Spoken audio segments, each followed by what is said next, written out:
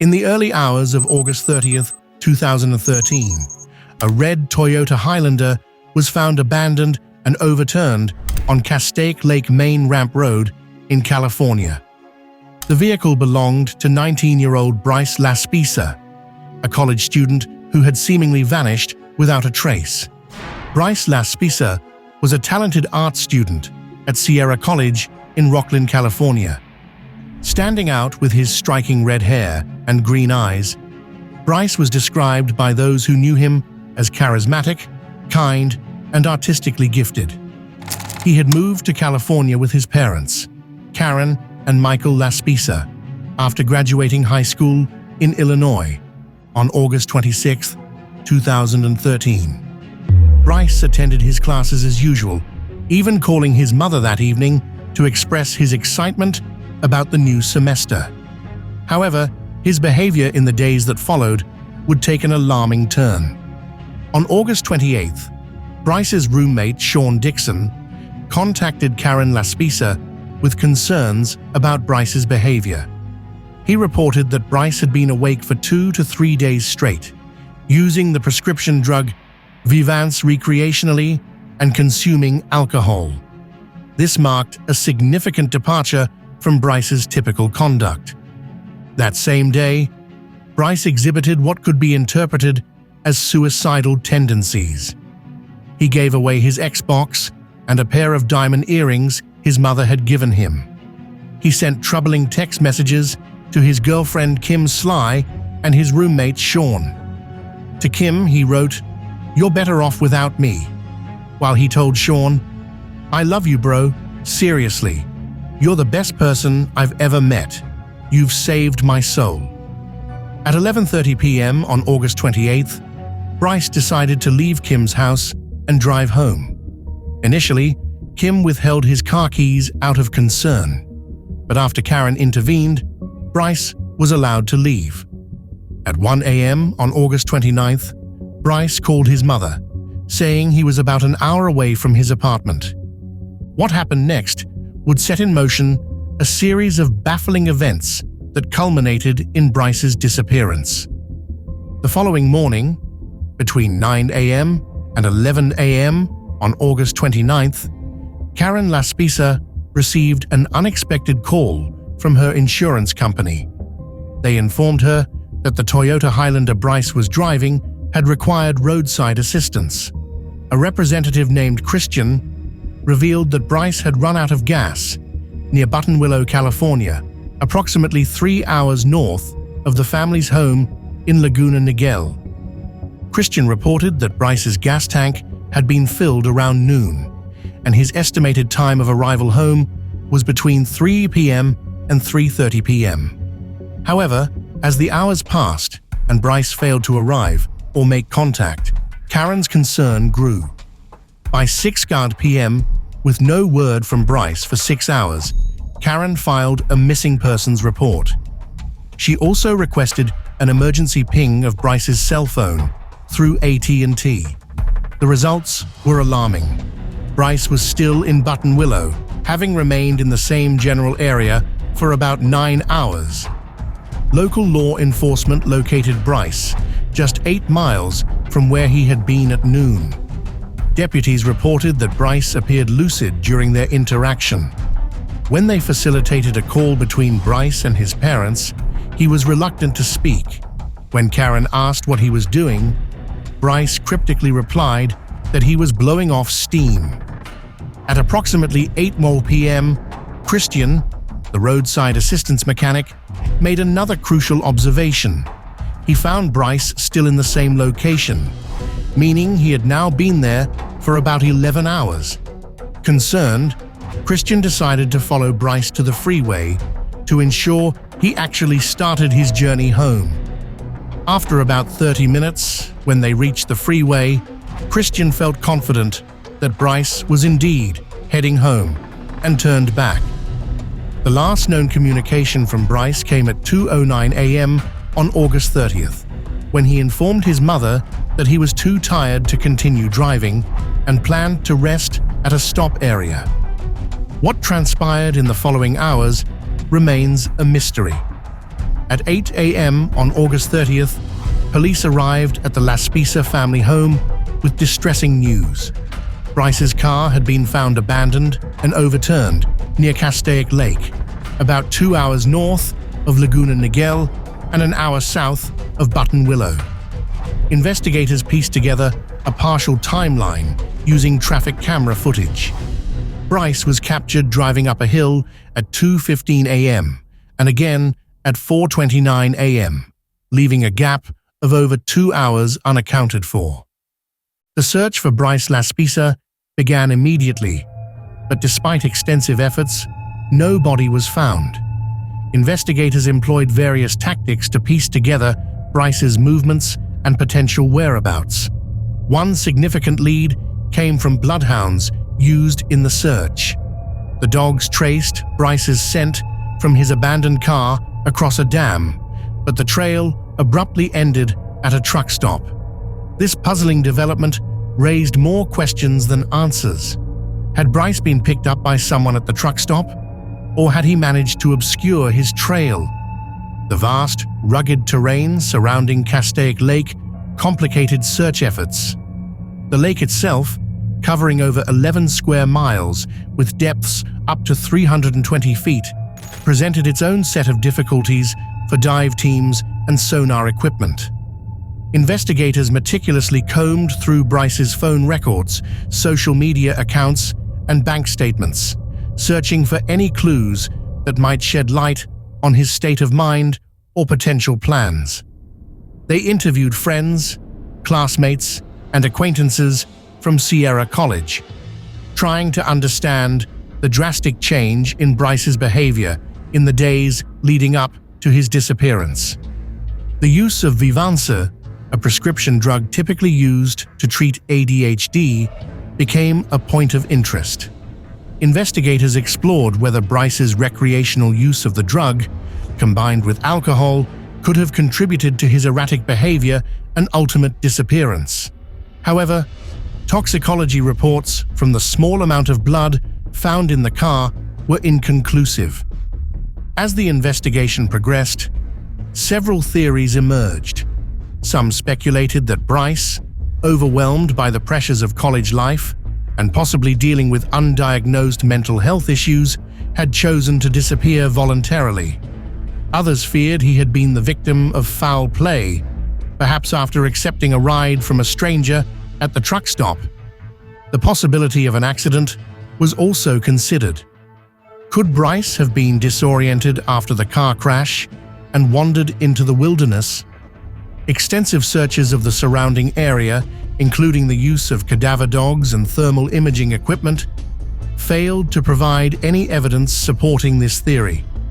Despite the lack of concrete leads, the Laspisa family refused to give up hope.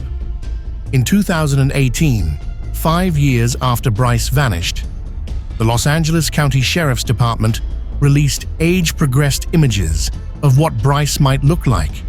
These images sparked a new wave of tips and potential sightings, but none led to a breakthrough in the case.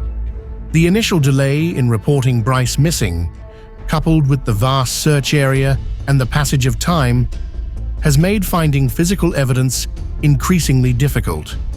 Additionally, the lack of a clear motive or indication of foul play has left investigators with few concrete leads to pursue.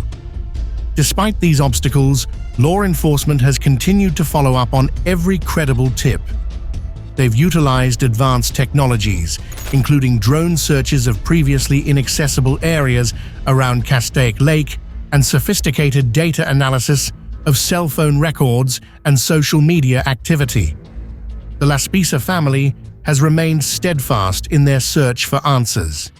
They've worked with private investigators, consulted psychics, and maintained an active online presence to keep Bryce's case in the public eye.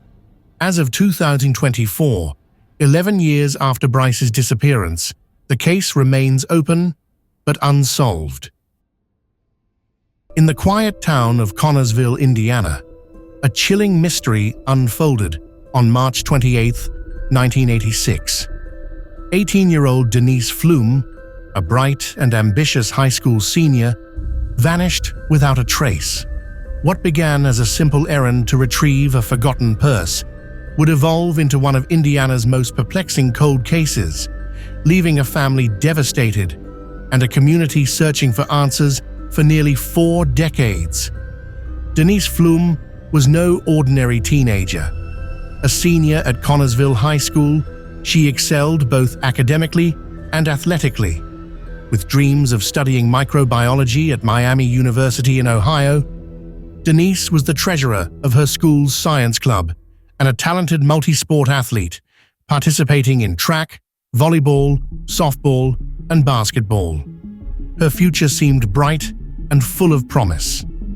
On the evening of March 27, 1986, Denise attended a party at a rural farm during her spring break. What started as a small gathering swelled to hundreds of attendees.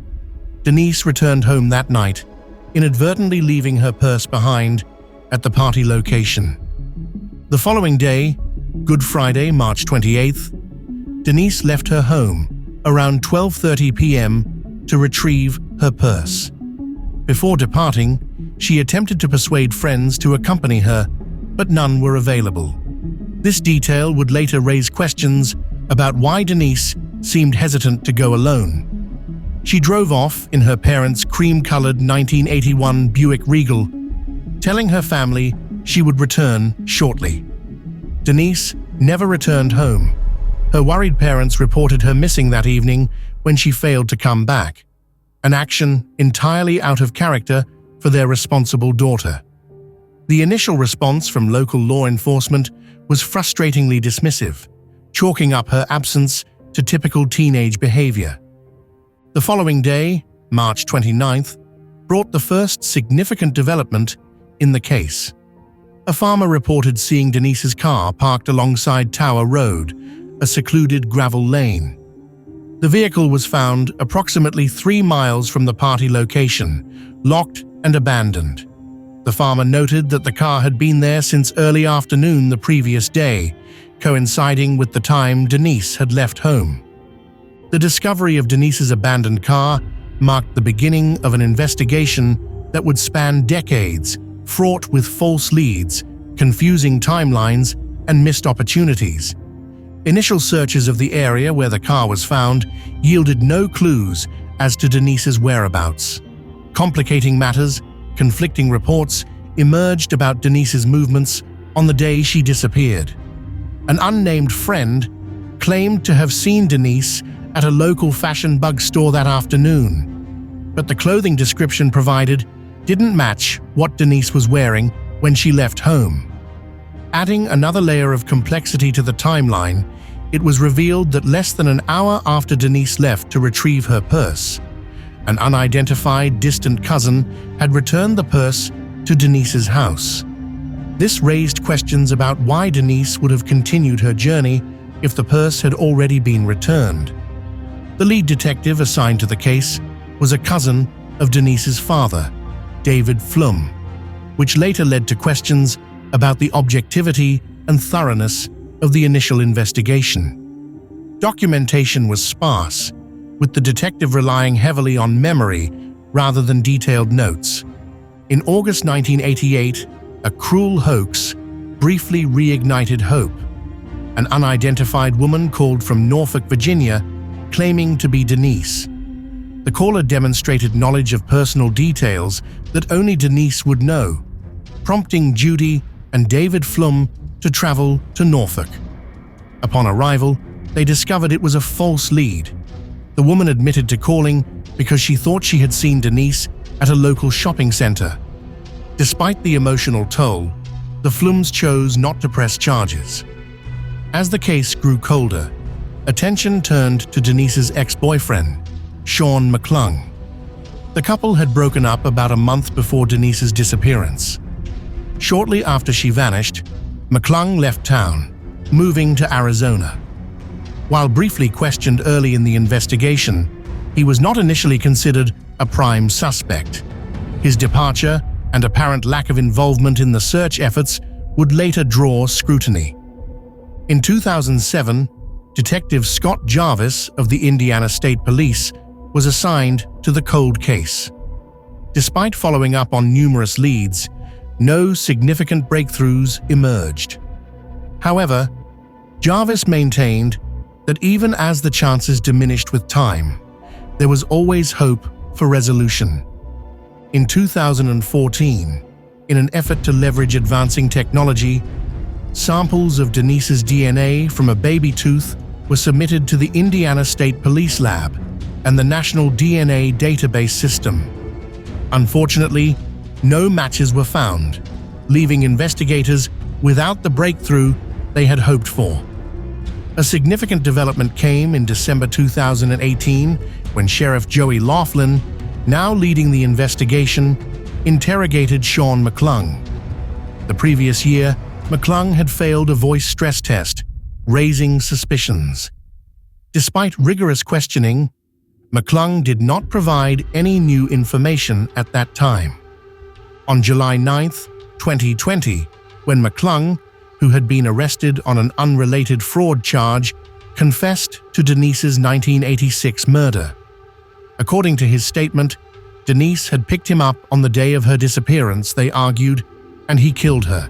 He claimed to have called friends to help move her body. McClung was charged with voluntary manslaughter, a Class B felony. In an unusual move, prosecutors offered McClung a deal. If he could lead authorities to Denise's remains, he would be granted immunity from the murder charge.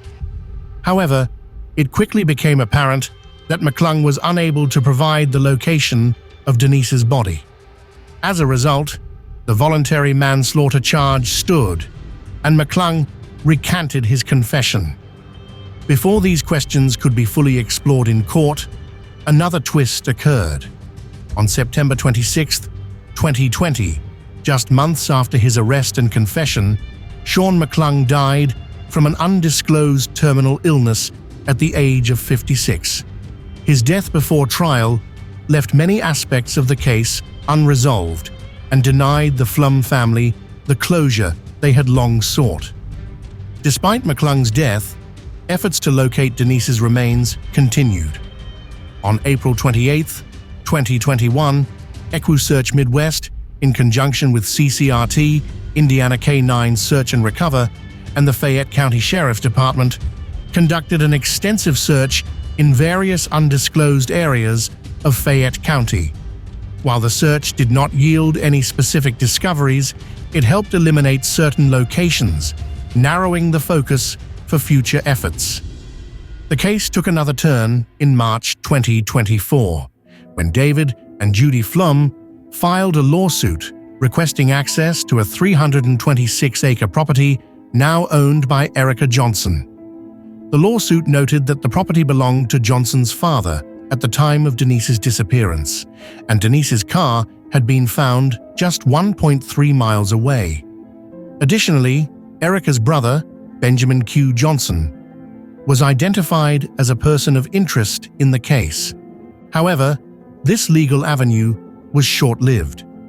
On June 24, 2024, Fayette County Superior Court Judge Paul L. Freed granted a motion to dismiss the case. The defense successfully argued that a 6-year statute of limitations had long passed, starting from when Denise was declared legally dead on September 12, 1996. Despite this legal setback, a glimmer of hope emerged in August 2024. The Indiana State Police announced the creation of a new task force dedicated to examining some of the state's oldest cold cases involving missing persons. This development renewed the Flume family's optimism that Denise's case might finally be resolved. As it stands today, the disappearance of Denise Flume remains officially unsolved.